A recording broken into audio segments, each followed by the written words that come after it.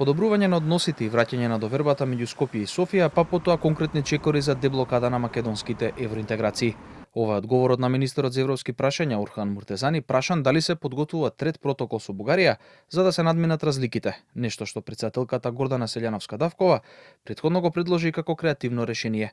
Муртезани откри дека за подобрување на диалогот меѓу двете земји активно се работи со европските партнери, но додаде и дека во моментов не може да се говори за процесот на уставни измени, бидејќи грижите и дилемите на земјава не се соодветно адресирани. Тоа на што се работеше константно, особено поинтензивно по локалните избори е заедно со нашите европски партнери воспоставување на диалогот и враќање на довербата. Секако потоа ќе стане збор и за можните начини на надминување на проблемот.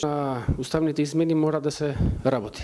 Тоа е превземена обврска без која нема отварање на преговори и нема членство во Европската унија. Меѓутоа, како што нагласив, во моментот не може ние да зборуваме за процес на уставни измени кога сите тие наши грижи или дилеми не се соодветно адресирани. На заедничката пресконференција со шведската колешка Розенкранц, Муртезани нагласи важноста за зачувување на кредибилитетот на политиката за проширување заснована на заслуги.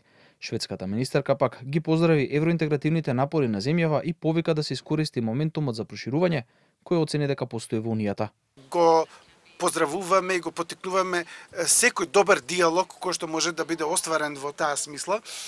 Што се однесува до процесот сам по себе, Шведска многу јасно искажува дека откако ќе бидат спроведени уставните измени е на земјите членки да го почитуваат договорот кој што е направен и формално да започнат преговорите веднаш штом ќе бидат направени уставните измени.